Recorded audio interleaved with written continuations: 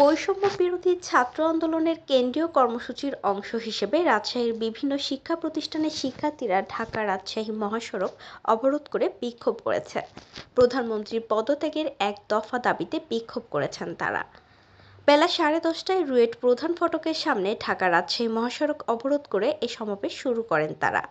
পরে রুয়েটের প্রধান ফটকের সামনে থেকে শিক্ষার্থীরা মিছিল নিয়ে রাভির প্রধান ফটকের সামনে গিয়ে অবস্থান নেন। এ সময় তারা বিশ্ববিদ্যালয়ের প্রধান ফটকের সিসি ক্যামেরা ভেঙে দেন। এ সময় রাজশাহী বিশ্ববিদ্যালয়ের কলা অনুষদের সাবেক ডিন অধ্যাপক ডক্টর ফয়জুল হক বলেন, শিক্ষার্থীদের আন্দোলনের সাথে একাত্মতা পোষণ করে আমরা তাদের সাথে যোগ দিয়েছি।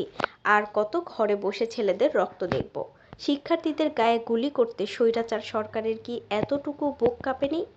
আজ থেকে এ আন্দোলনে গুলি চালালে সেই গুলি আগে শিক্ষকদের গায়ে লাগবে, তারপর আমাদের ছাত্রদের।